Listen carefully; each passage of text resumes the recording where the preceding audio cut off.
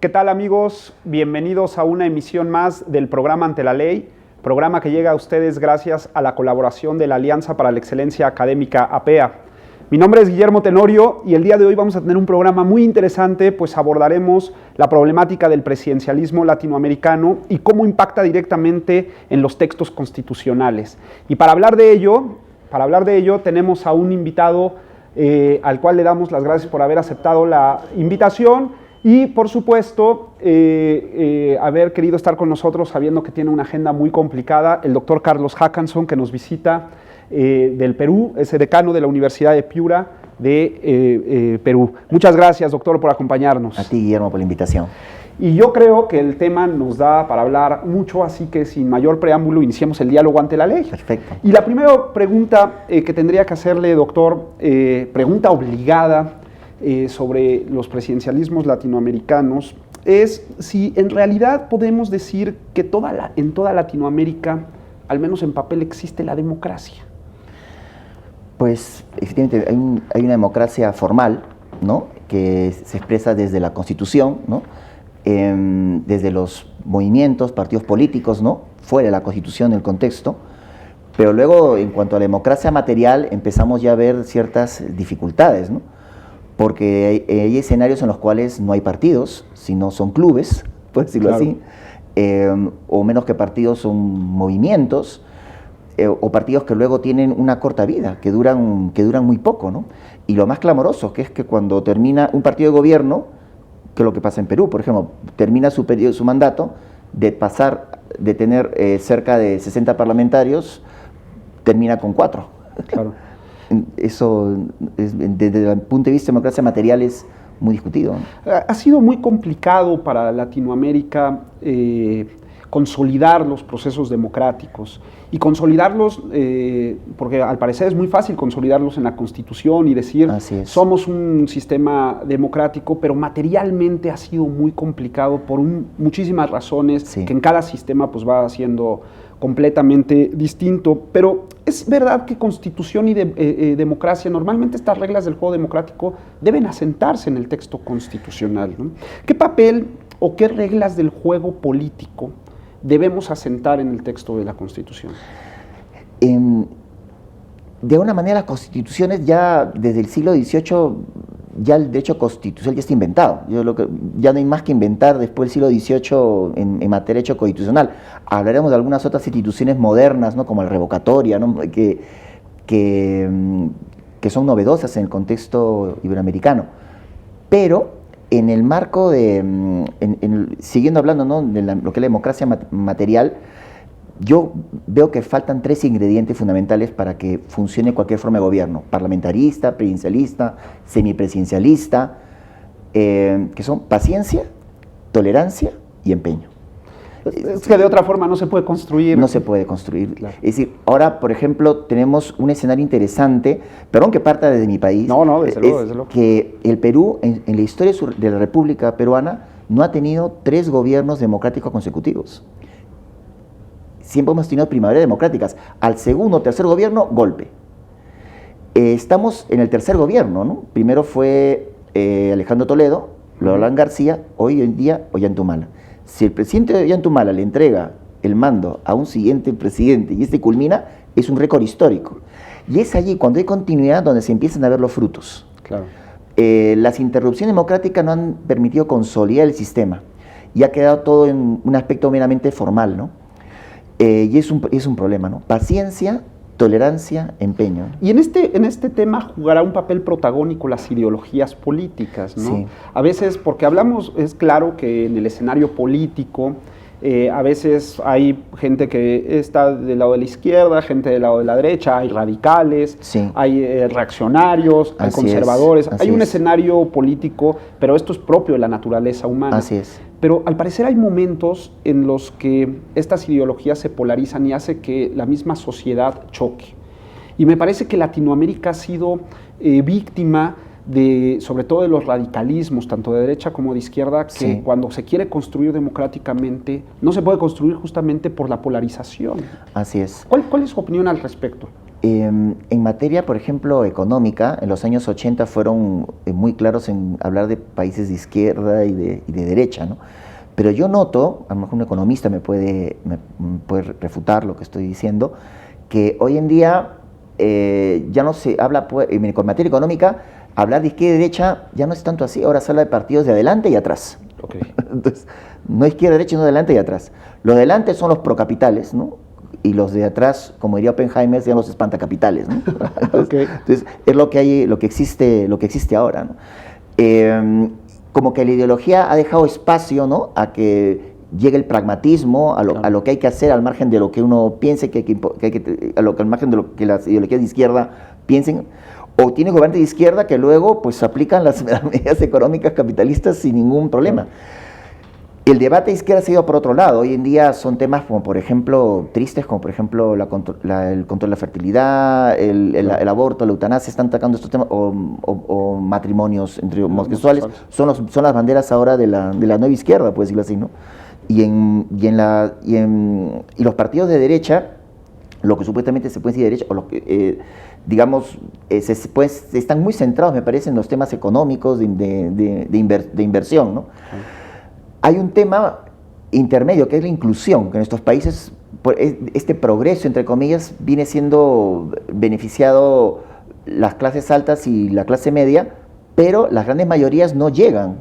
Claro. El presidente Toledo tiene una frase muy graciosa, decía, no hay chorreo. No hay chorreo. La economía, el bienestar económico no chorrea, claro, a todo mundo. A todo el mundo, ¿no? Y técnicamente se conoce esto como inclusión, ¿no? Entonces, bueno, a lo mejor se busca ahora que hay más programas sociales para poder difundir el bienestar, pero y eso la democracia tiene que ayudar, ¿no? El Estado no ha llegado a todo el mundo. Tal parece que este principio democrático de igualdad se ha vuelto como una especie de utopía, ¿no? Que no acaba de materializar. Así es, porque siempre hemos vivido durante mucho tiempo que hay igualdad formal. Claro. La igualdad material, pues, busca que el Estado ponga todos los medios en llevar todos los beneficios, ¿no?, a todos los ciudadanos, ¿no?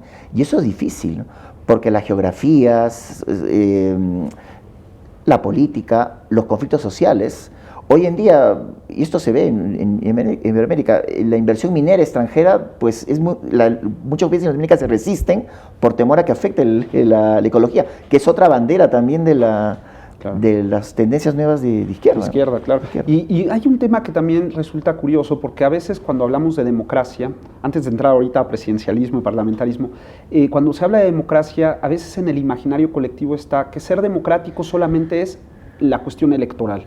Pero al parecer el concepto de democracia inunda todo el sistema, que va desde lo económico, lo educativo, el tema de derechos humanos, lo político. Es algo muchísimo más grande que solamente el tema electoral. La idea de democracia, pues bueno, podemos hablar pues, desde el comienzo de los griegos, ¿no? Y cuando hablamos de derecho constitucional, pues ya es más bien clase media, Edad Media, Carta Magna 1215 hasta, bueno, siglo XVIII, nuestros días, pero hay un punto en común en que la democracia y el constitucionalismo convergen, que es la ciudadanía. Claro. La democracia, reducirla a elecciones, es una visión minimalista. Claro. Es decir, la mejor democracia funciona donde hay mejor ciudadanía. Es una relación directa. Mira los países, por ejemplo, el Reino Unido, los mismos Estados Unidos, por ejemplo, en donde pueden haber el civismo nutre a la democracia. Y por otro lado, la democracia es el único sistema que puede permitir críticas a sí misma. Claro. En los demás sistemas a lo mejor no meten presos porque no hay libertad de expresión, pero la democracia permite que pueda yo criticar la democracia. Eso la nutre, la refuerza, ¿no? Claro. Es como y eso hace que sea la democracia como el punto fuerte de la cultura occidental, ¿no? Claro. Que hace que se sostenga, ¿no? Pero hablamos de ciudadanos y claro, aquí el tema es que cuando hablamos de ciudadanos, a veces una de las críticas que se hace a los sistemas latinoamericanos es si realmente la ciudadanía latinoamericana está capacitada para la participación ciudadana, para una participación ciudadana más activa, más de toma de decisiones, y no para una ciudadanía en donde hay una clase política que representa a los ciudadanos, sí, pero que no tome en cuenta a los ciudadanos para la toma de decisiones públicas. Es que esto es peligroso porque nuestra democracia es representativa y luego las constituciones modernas han incorporado instituciones de democracia directa que son peligrosas porque son mentirosas. Sí, sí, claro. Por ejemplo, hablamos de la revocatoria o la iniciativa legislativa por parte de los ciudadanos, o que los ciudadanos pueden interponer acción de inconstitucionalidad. Al final, en la práctica, no es que toda la gente se levante un domingo o un lunes por la mañana, se vaya a la Plaza de la Constitución aquí, se reúna y lance la mano, hay un planillón, firman, no. Claro. Siempre existen grupos de presión, o grupos de presión, o parlamentarios que no tienen la bancada suficiente como para poder plantear sus determinadas iniciativas legislativas, o los candidatos que perdieron, que ahora quieren revocar al que ganó. Claro. Y que con financiamiento pueden movilizar a los ciudadanos, ¿no? Claro. Y manipularlos para lograr una revocatoria, por ejemplo, ¿no? Que es lo que está ahora en mi país ocurriendo con la alcaldesa de Lima, ¿no? Pero en general, estas instituciones de democracia directa son muy bonitas y decorativas en la Constitución. Claro. Pero hay peligros. ¿No? Hay peligros. Y este sistema democrático, al parecer en el mundo, pues se manifiesta mayoritariamente en dos tipos de sistema, ¿no? Uno que llamamos el sistema presidencial y otro que llamamos el sistema parlamentario.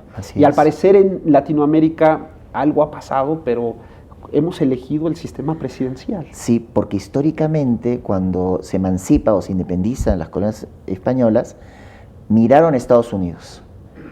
Pero, al momento de elaborar las constituciones, miraban a Francia. Claro. Pero curioso es porque todos miraron a Estados Unidos, pero pocas recepcionaron un elemento fundamental que es el federalismo. El presidencialismo es el motor del federalismo. Y federales, pues en México, Argentina, Brasil, en fin, no muchos más, no para de contar. Claro.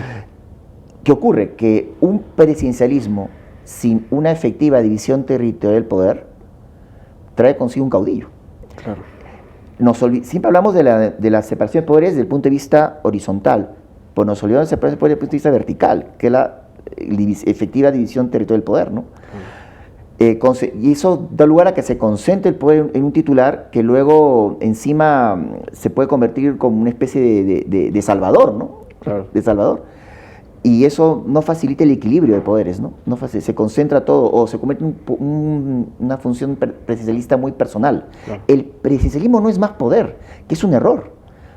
Barack Obama no parece tener tanto poder, o sea, el líder de Occidente, pero no tiene tanto poder como se aparenta. Como uno creería que tiene, ¿no? Y no lo tiene, no lo tiene. Tiene los gobernadores de los estados y tiene a un parlamento en contra, tiene que esperar que el parlamento le apruebe el presupuesto. No puede hacer lo que quiere. Este sistema presidencial estaría condicionado a controles.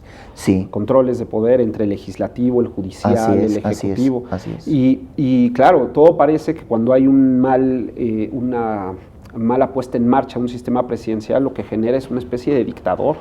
Así es. O sea, un caudillo que a la larga acaba teniendo muchísimo poder. Así es. Y acaba dominando todo el espectro político.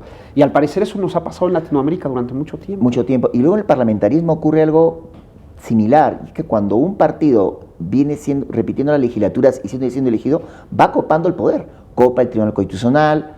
Claro. Tiene mayoría en el Parlamento porque si no habría gobierno, pero copa el Tribunal Constitucional, lo que es la Contraloría, el Tribunal de Cuentas, va copando todos los espacios.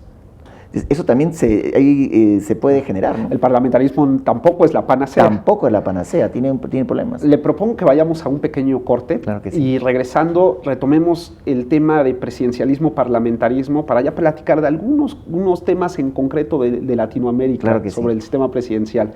No se vayan, estamos teniendo una plática muy interesante con el doctor Carlos Hackanson, decano de la Universidad de Piura en Perú, hablando sobre el presidencialismo latinoamericano. Volvemos en un minuto. Gracias por seguir con nosotros. Estamos platicando con el doctor Carlos Hackanson, decano de la Universidad de Piura en Perú, sobre un tema muy interesante, el presidencialismo latinoamericano. No olviden que si quieren ponerse en contacto con nosotros, lo pueden hacer a través de dos vías. La primera de ellas a través de la cuenta de Twitter en @gtenorioc, o bien enviarnos sus dudas, comentarios o sugerencias para mejorar o platicar sobre los contenidos de este programa en la cuenta de correo electrónico gtenorio@up.edu.mx, donde con todo gusto recibiremos sus sugerencias, comentarios y podremos entrar directamente en contacto con ustedes. Y doctor, pues nos habíamos quedado platicando sobre el tema de presidencialismo y parlamentarismo, ¿no? Y al parecer el parlamentarismo tampoco es la panacea, porque siempre que se discute sobre el presidencialismo en Latinoamérica, siempre e inmediatamente se toma la opción de tenemos que migrar a un sistema parlamentario, ¿no? Así es. Y eso me parece que también generará algunos problemas. ¿Cuáles serían, para explicarle al público, dos rasgos fundamentales de cada uno para distinguirlos? ¿Qué es lo que hace diferente al parlamentarismo del presidencialismo? El parlamentarismo lo que busca es elegir un parlamento. Muy bien. ¿No? El ciudadano elige un parlamento y el parlamento, de acuerdo con las mayorías, la composición de mayorías entre los partidos, nombrará al primer ministro. O sea, el pueblo elige al parlamento y el parlamento elige al primer ministro, que es el titular del Ejecutivo. El pueblo no elige directamente al titular del Ejecutivo. Pero hay un problema, porque en la actualidad, por ejemplo, los españoles, los alemanes, piensan que votan directamente a Merkel o a Rajoy, ¿no? Y que son los primeros ministros. Y no, en la práctica, en la cédula, votan por una lista. Claro. La lista de Merkel, la lista de Rajoy. Claro. Y el Parlamento, si ellos tienen mayoría, si logran tener mayoría, son nombrados primeros ministros, ¿no? Y el presidencialismo, en cambio, es el ciudadano quien elige en elecciones separadas y no coincidentes, en principio, porque hay excepciones, tanto al presidente de la República como al Parlamento.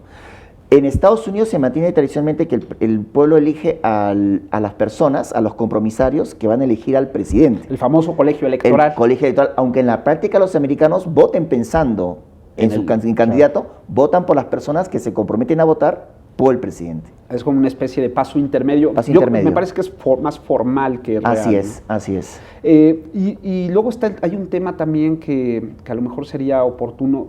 Al parecer siempre en los sistemas parlamentarios hay una división entre lo que se conoce como jefe de Estado y jefe de gobierno. Así es. Mientras que en el presidencialismo son ambas. Ambas, sí, ambas. ¿No? En el parlamentarismo, digamos, tenemos al primer ministro nombrado por el Parlamento, pero un símbolo de permanencia, de unidad y de equilibrio es el jefe de Estado, ¿no? Claro. Que puede ser encabezado por un monarca, ¿no?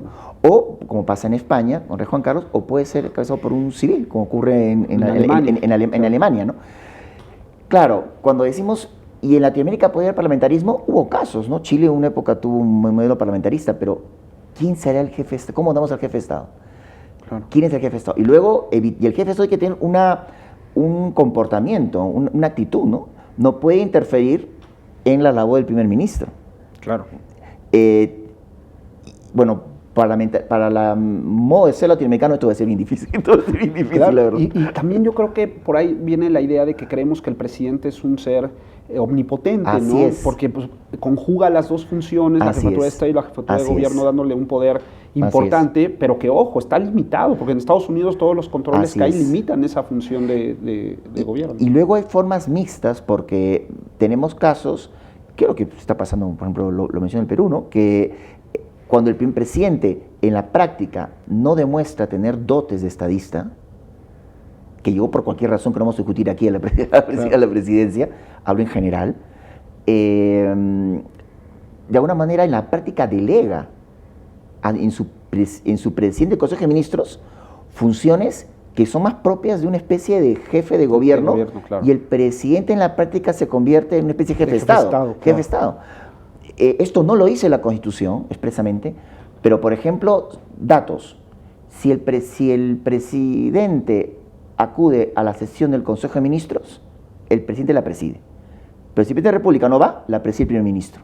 Puede ocurrir en la práctica que solo el primer ministro preside la sesión del Consejo y el presidente no. Y luego los actos del presidente de la República son refrendados por el primer ministro. Entonces, noto que puede tranquilamente el primer ministro llevar la rienda del gobierno y tiene un presidente que inaugura, clausura, declara, ¿no? Saluda, claro. desfila, muy protocolar, y va a los países a visitarlos, va a las reuniones, a las grandes conferencias internacionales y nada más. Claro. En Latinoamérica tenemos algunos ejemplos de excesos, ¿no? Sí. Y por supuesto es inevitable referirnos al caso de Venezuela, Claro. Porque al parecer el caso de Venezuela, al parecer, no lo sé, la figura del presidente se volvió una figura muy protagónica. Sí. Y que ha absorbido buena parte de las funciones y sobre todo concentrado mucho poder de los otros poderes, sí, ¿no? El Ejecutivo se ha robustecido.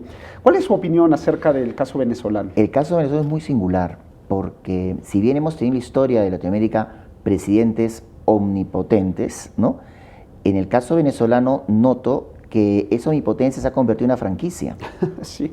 Entonces ha querido ser exportada a Bolivia, Argentina, Ecuador con resistencias, el Perú teníamos temor, claro, teníamos temor que en el caso del Perú, y con aparentemente, bueno, entiendo que con gran apoyo de Venezuela a los candidatos de estos países, ¿no? Entonces luego esto da lugar a un frente o un proceso de integración llamado ALBA, claro, ¿no? Y es un caso singular, creo que en la historia de Latinoamérica que siempre el líder estaba en su país, ¿no? Claro. Pero la influencia que está ejerciendo es algo que, por ejemplo, Cuba no lo ha hecho.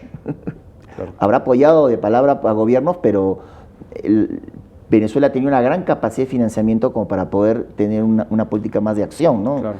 Y de interferencia, ¿no? Y aquí surge una duda, porque el presidente Hugo Chávez arriba al poder democráticamente, es electo democráticamente. Así es. Y claro, a veces nos queda la duda que, hombre, siendo electo democráticamente, que un presidente empiece a asumir estas condiciones y empiece a absorber el poder, ¿no?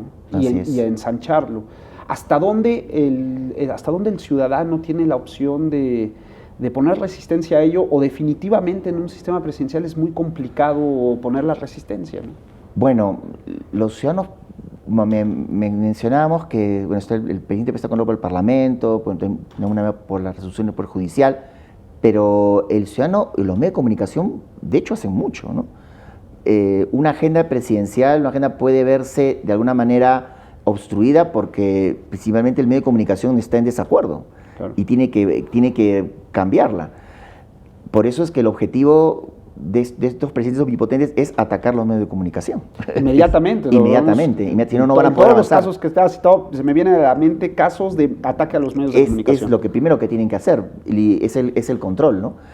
Es ahí cuando, por ejemplo, pasamos de un presidente con personalidad, con carácter, a un presidente autoritario y omnipresente, ¿no? Cuando interviene los medios de comunicación y los empieza a controlar. Porque esa manera se controla la opinión pública y se controla la información, y luego el siguiente paso es que el gobierno a través de esos medios dice quién es el enemigo al régimen. Claro, desde luego. Y esto, pues claro, contamina.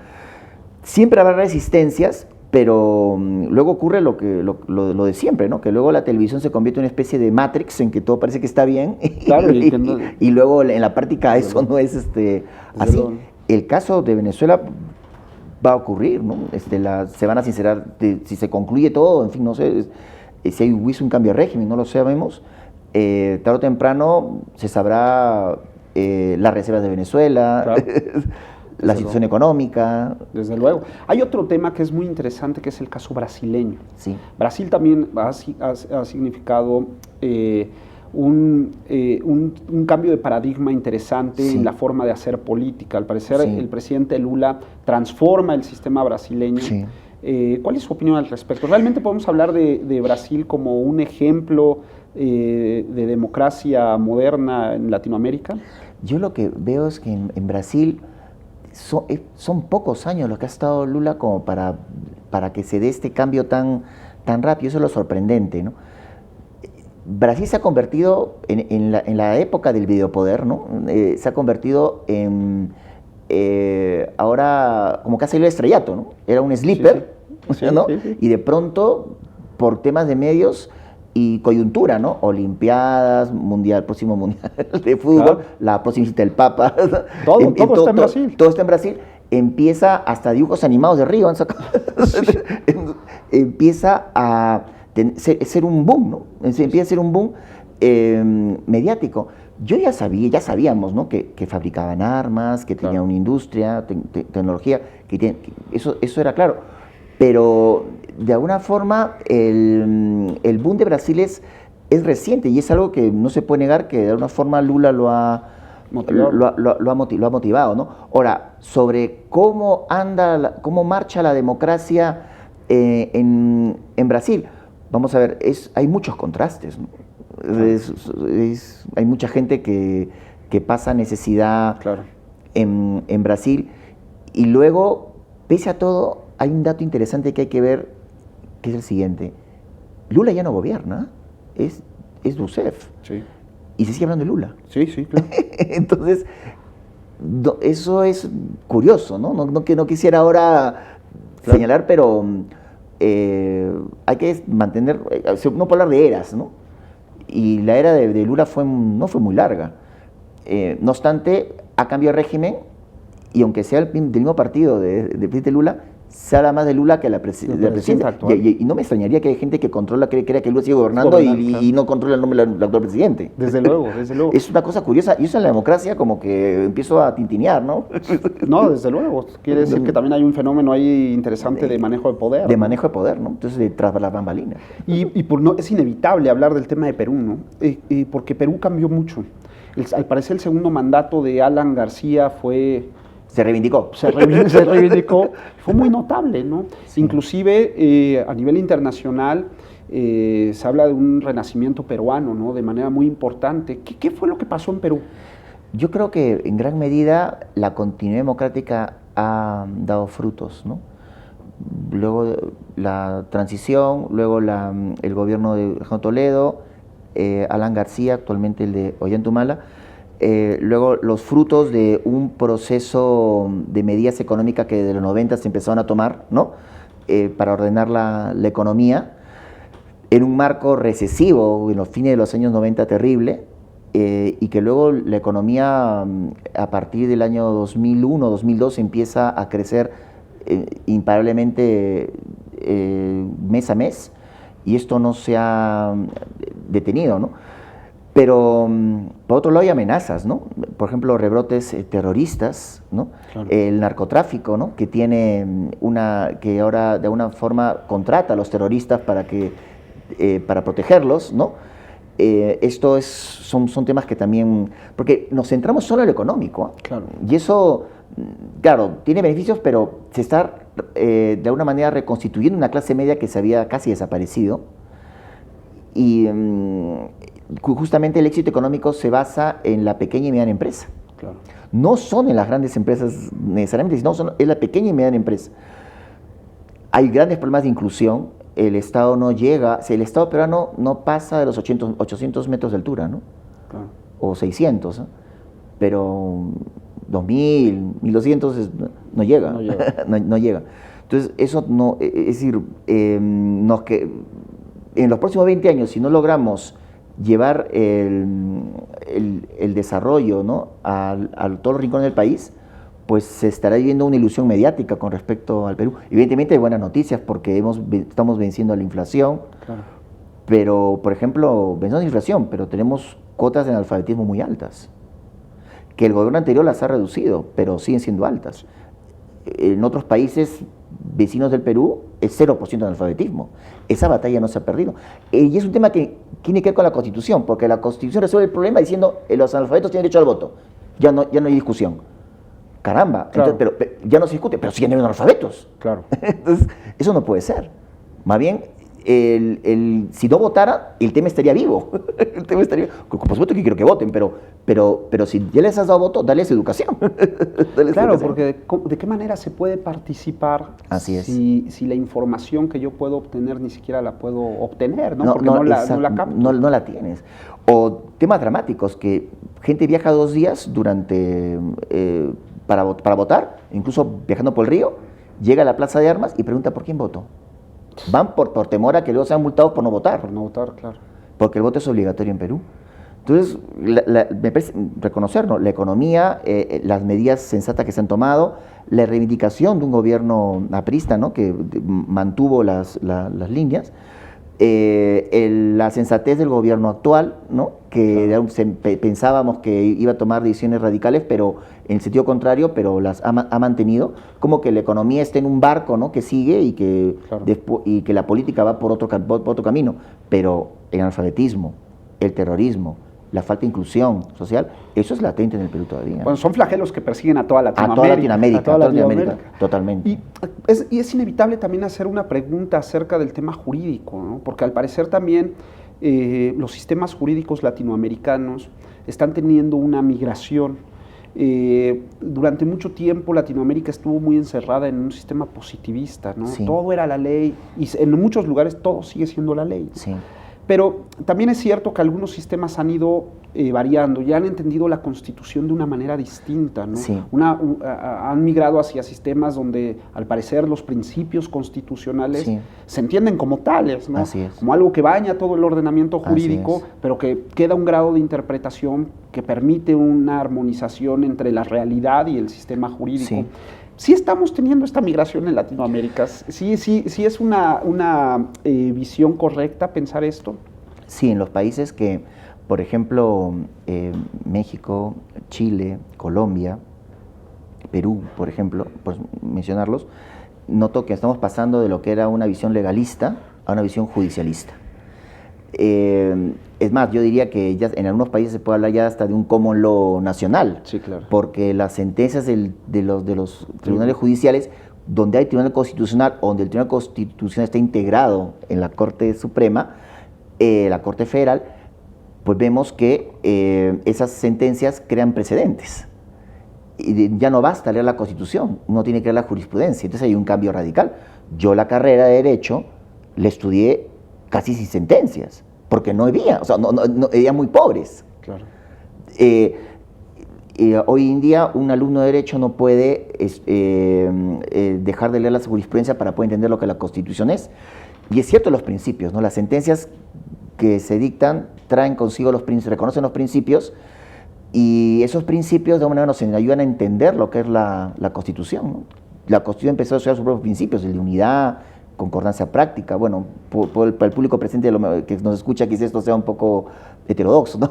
Claro. Pero los principios, hoy estamos en una época, efectivamente, como dices tú, de principios, ¿no? Y de un common law nacional, que era impensable, ¿no? Es una especie de perfeccionamiento del sistema presidencial, sí. Porque en Estados Unidos la tradición judicial es muy importante.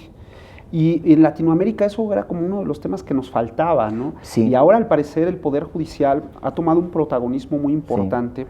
Que esperemos tampoco genere un vicio, sí. Porque imagino que también el exceso puede generar problemas. Cuando se ha respetado el principio, hablando de principios de independencia y inamovilidad, ha venido todo lo demás. Claro. Primero, continuidad democrática en materia de democracia. Y en materia jurídica, respetar los principios de independencia e inamovilidad. Cuando eso se ha logrado, ha surgido todo lo demás inevitablemente. Inevitablemente. Eso lo da la continuidad, lo da el respeto a la independencia, a la inamovilidad judicial. Los jueces pues tienen que hacer derecho, que es hacer la justicia al caso concreto, ¿no? Claro. Y eso da lugar a que invoquen principios, claro. Que interpreten la Constitución, que la actualicen, ¿no? Y eso es un freno para el presidente. Y eso es un freno, claro. Es un freno. Y hay otro freno que ha sido muy interesante en esta transformación de los sistemas latinoamericanos, que es el tema internacional. Sí. Al parecer, la creación de la Corte, hablamos del caso americano, la Corte Interamericana, aunque sabemos que Estados Unidos no la sigue, pero en el caso de Latinoamérica, la Corte Interamericana se ha vuelto un referente para los sistemas judiciales. Así es. Nacionales. Hoy en día, por ejemplo, una Corte Interamericana que tenía pocas sentencias, todo llegaba a la comisión, pero no llegaba a la Corte. Hoy en día es muy activista, o sea, es decir, hoy en día sí tiene un mayor peso que antes.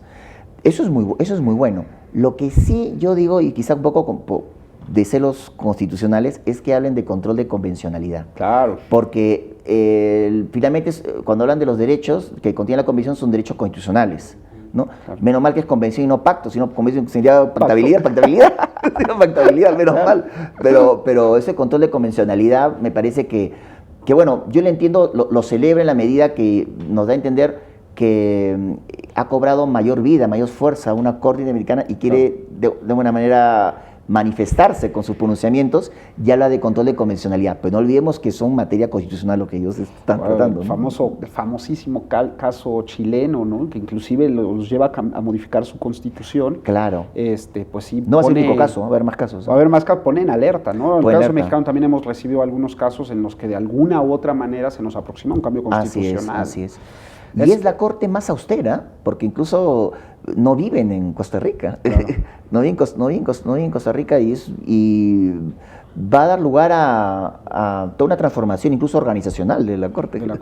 Le propongo que vayamos a un breve corte y regresando en el último bloque de nuestro programa, platiquemos de un tema que me interesa mucho platicar y retomar, que es el tema de la participación ciudadana. Genial. No se vayan, estamos platicando con el doctor Carlos Hackanson sobre el presidencialismo latinoamericano y yo diría democracia y constitución. Está muy interesante la plática y volvemos en un minuto. Muchas gracias por seguir con nosotros. Estamos platicando con el doctor Carlos Hackanson, decano de la Universidad de Piura en Perú, de la Facultad de Derecho de la Universidad de Piura en Perú. Estamos platicando del tema de presidencialismos en Latinoamérica.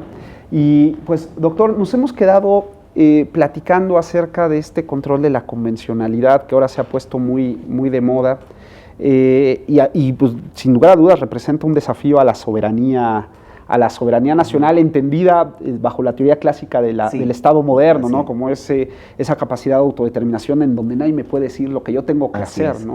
Y este control de la convencionalidad representa no solamente un desafío para el sistema jurídico, sino también para el sistema presidencial en sí mismo, ¿no? Porque ya no solamente es un control que me hace el Poder Judicial, sino ahora es un control que se me hace desde una corte exterior. Pero sin lugar a dudas también viene a abonar el tema de la convencionalidad, no hablemos del control, de la convencionalidad, en el tema de los derechos humanos, ¿no? Sí. Que es una parte medular del tema democrático y que sin lugar a dudas es uno de los temas en donde un presidencialismo fuerte o llevado al extremo pues vulnera directamente, ¿no? ¿Sería la convención también un freno a este poder presidencial exacerbado? Sí, porque si una resolución de la Corte no es acatada por un Estado, entonces se convierte en Estado paria. Claro. Un Estado en que no respeta las resoluciones supranacionales que tanto prestigio tienen, pues da señales digamos, al resto de países, da señales a las Naciones Unidas, da señales a los inversionistas, claro, da señales a muchos factores, ¿no? Y esto tendría y hay presidentes que aún así no quieren hacer caso, ¿no? pero el mundo ha cambiado. Y luego esto nos recuerda que en realidad ha cambiado con retraso, ¿eh? Porque esto nos recuerda que los derechos no son inventados por el Estado, sino son reconocidos por él y conceptualizados en la Constitución. No tienen una residencia local, ¿no? Sino que están en todo el mundo, pertenecen a la persona humana y son protegidos en todo el mundo. Entonces, con lo cual, y desde todo el mundo. Y la Corte es una institución que lo hace. Fuera del país puede penetrar y puede decir cómo tiene que el Estado conducirse, y es un freno.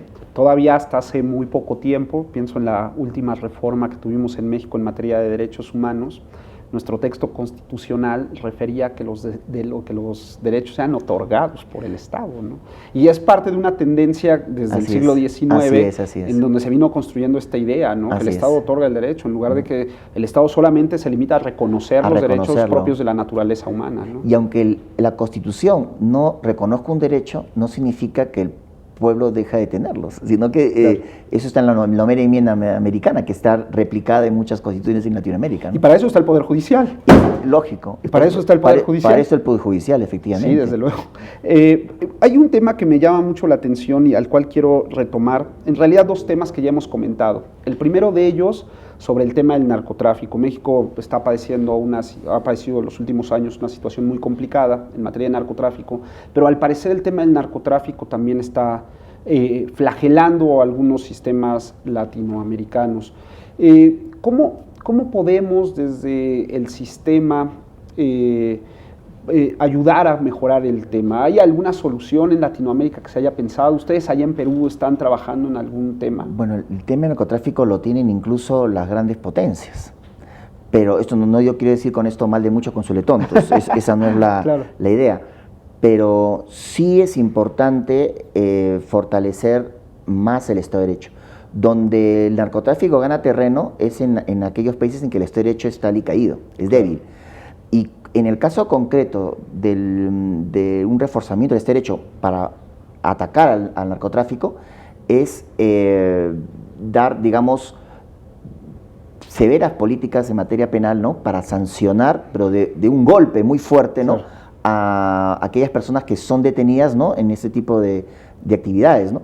Es decir, los delitos de cuello blanco, es decir, dar un golpe bien fuerte, en materia penal, ¿no? Con una manera, una señal del jus imperium del Estado, ¿no? Claro. Y fortalecer este derecho. Con ello no se va a resolver el problema de la noche a la mañana.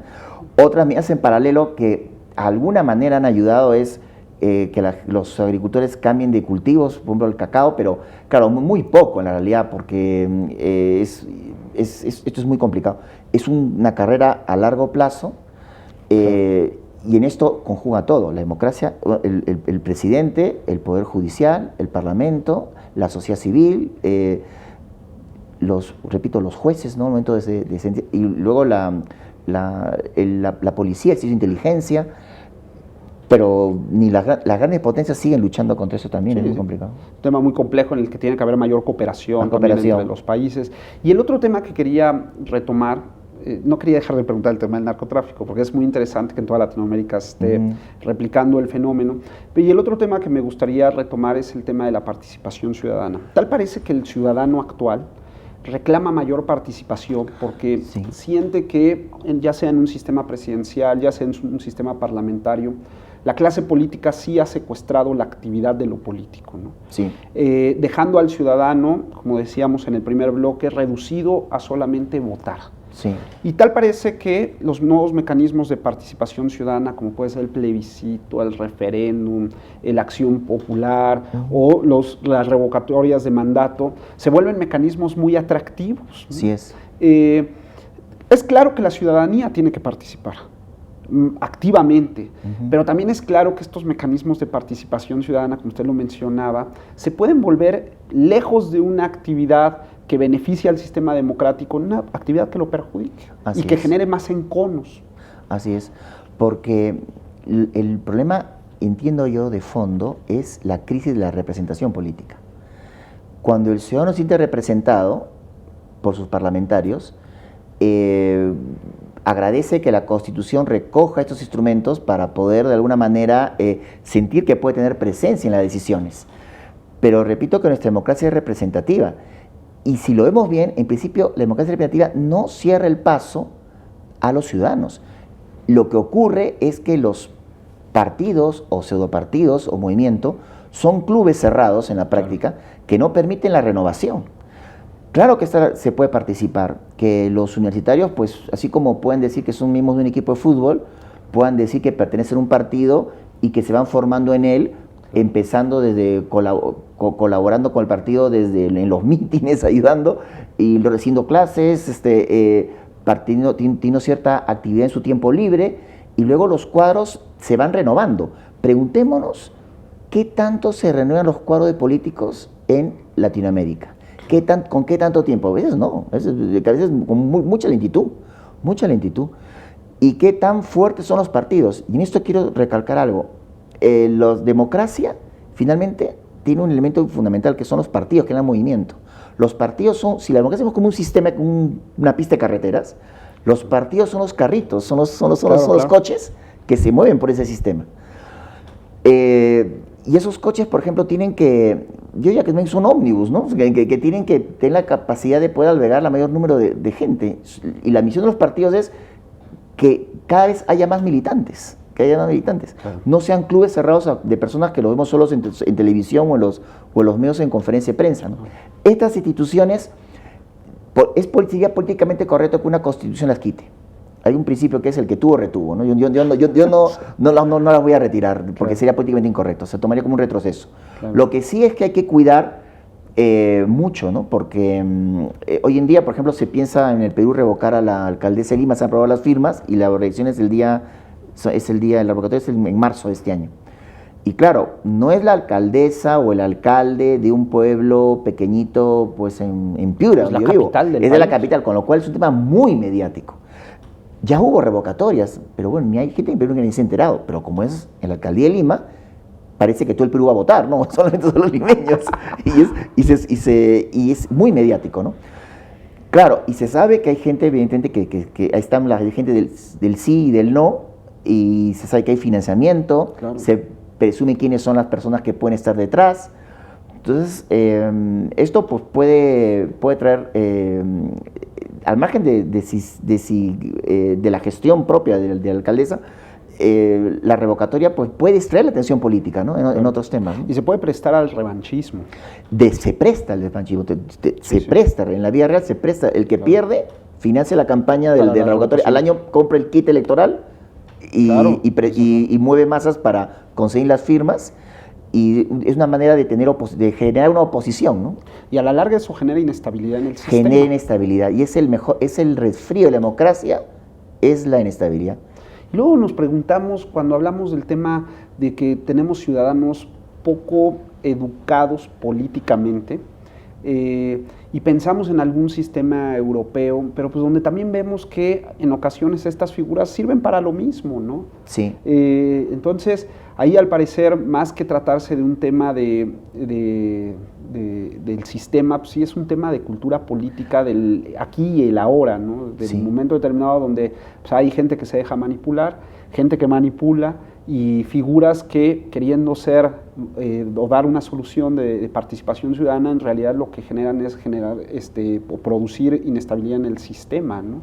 Sí. Es algo muy, muy interesante, pero tal parece que la ciudadanía actual quiere este tipo de figuras y electoralmente son banderas que los políticos venden muy bien para sus propias campañas políticas. Sí, una asamblea constituyente no podría dejar de colocar estas instituciones con los riesgos que importan. Sería políticamente incorrecto hacerlo, ¿no?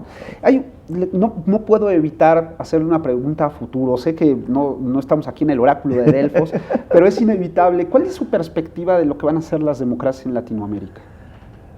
¿A qué vamos? ¿Latinoamérica hacia dónde va políticamente? ¿Migraremos hacia sistemas parlamentarios? ¿Seguiremos fortaleciendo el sistema presidencial que nos ha funcionado en algunos momentos muy mal y al parecer ahora cada vez en algunos sistemas mejor? Si me permite ser atrevido, yo lo que veo es que al margen que un país sea, como se organice, como presidencialismo, parlamentarismo, lo que tiene que empezar a ocurrir es que Latinoamérica toma una decisión en materia de integración. Es decir, veo el modelo europeo, pese a la crisis severa que tiene económica, el modelo europeo persiste y el euro se está defendiendo. A lo mejor Grecia tendrá que salir, pero el euro va a continuar. Pero se tiene que tomar una decisión en materia de integración. Si se hace, se logra, fíjense que ya no importa, en Europa mismo, dejaron de cambiar de constitución los europeos cuando surgió la Unión Europea. Claro. Se convirtió en un candado. Y luego el proceso de integración europeo da lugar a fortalecer la democracia, los derechos humanos, la estabilidad, la paz. De hecho, es merecedora del Premio Nobel de la Paz, claro, la Unión Europea en plena crisis, lo han hecho como un símbolo, nada es casual, ¿no? Porque finalmente no era para llenar las arcas, era para dar la paz, y la paz se consiguió.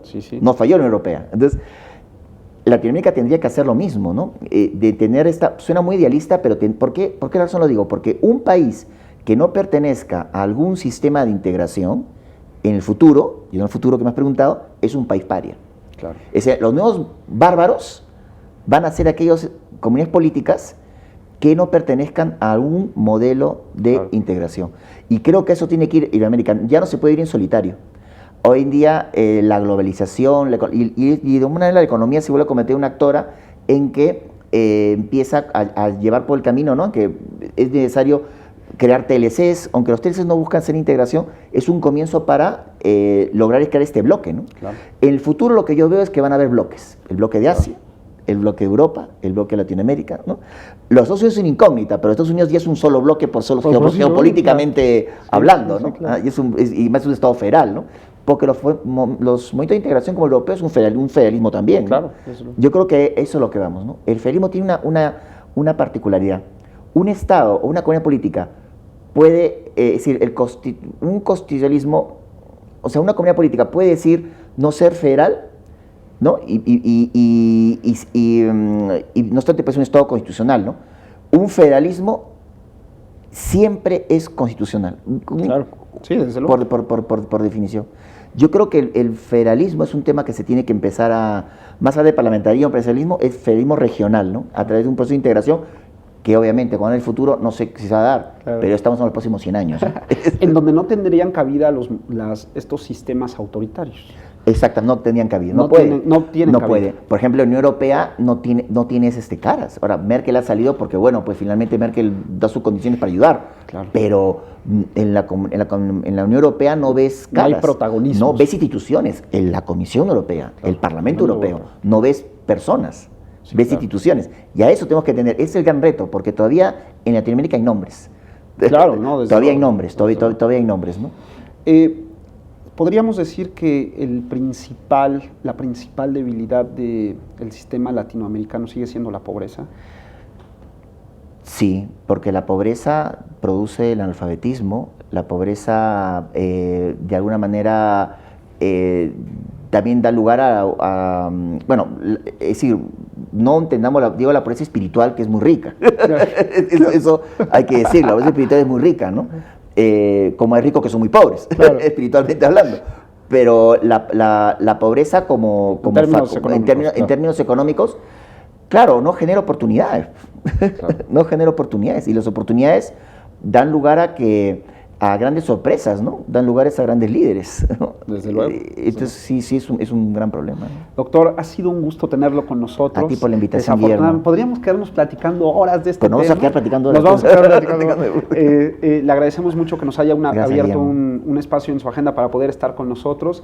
Y a todos ustedes les damos las gracias por habernos acompañado en una emisión más del programa Ante la Ley. Que tengan un buen día. Hasta luego.